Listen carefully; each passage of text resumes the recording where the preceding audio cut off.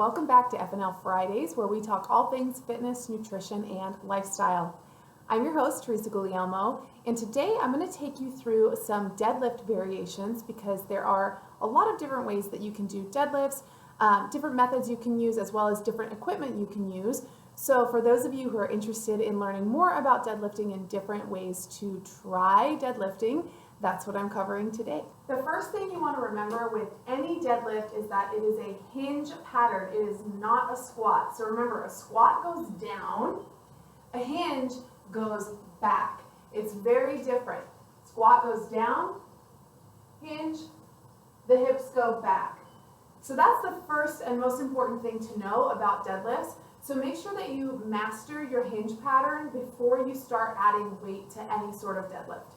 So there are a few different ways that you can do deadlifts. You have your basic standard deadlift, which is a slight bend in the knees. Your hips stay above knee height, and it looks something like this. So pushing your hips back, your knees bend softly. You can imagine I'm holding a weight in front of me and standing up tall. My feet are hip distance apart. And again, as I go down, I have that slight bend in my knees, but my hips are still staying above my knees. Another way to do a deadlift, which is a little bit more load on the low back, which is why it's not actually one that I recommend, and it's actually how I kind of hurt my back, is stiff leg deadlifts. So with a stiff leg deadlift, you are keeping your knees much straighter. They're not locked out, but they are much straighter, and you'll feel a much deeper stretch through the hamstrings. So again, shoulder width apart for your feet, and then hinging, keeping those legs much straighter. You can see my hips stay a lot higher here, and I'm almost vertical through my legs.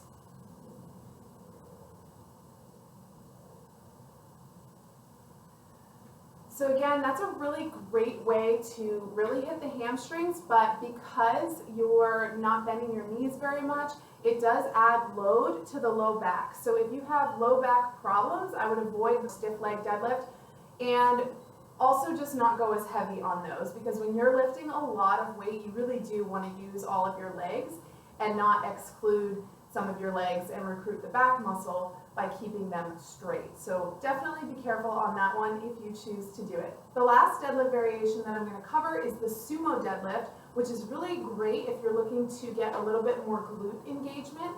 So with the sumo deadlift, you're going to go really wide and turn your toes out. So for a regular deadlift, you're in this position.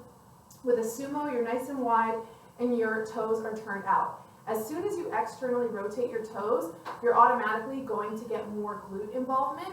But just remember, because of your stance, you're not going to be able to go quite as deep, and that's totally okay. So you don't have to try to touch the ground or get the weights all the way onto the ground when you're doing a sumo deadlift. So if you imagine I'm holding the weight in front of me, the sumo deadlift would look like this.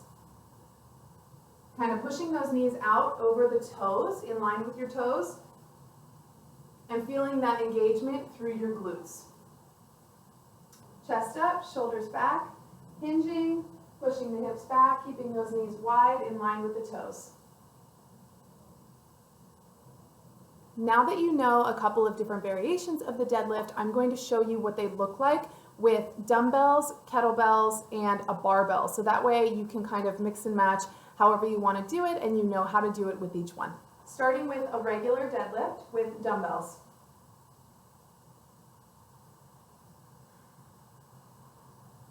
Pushing the hips back, standing up tall, bending the knees a little bit as we hinge. Then right into the stiff leg deadlift with dumbbells. So my legs are much straighter, I get a much deeper stretch in my hamstrings, and I'm also going to be loading my low back a little bit more. Sumo deadlift with dumbbells.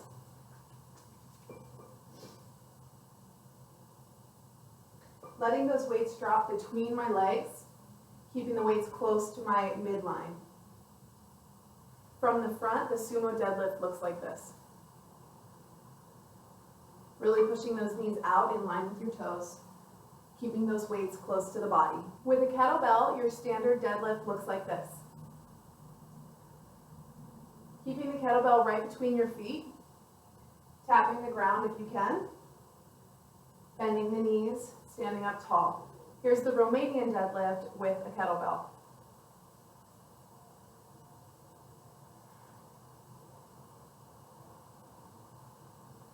Keeping the legs straighter, weights on your heels, standing up tall. And a sumo deadlift with a kettlebell. Again, pushing the knees out, standing up tall, getting more glute engagement here.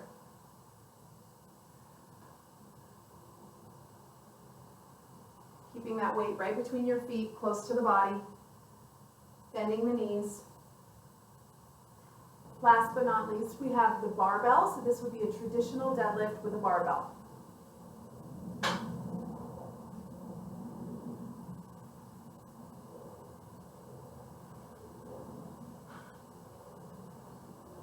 And a stiff leg with a barbell.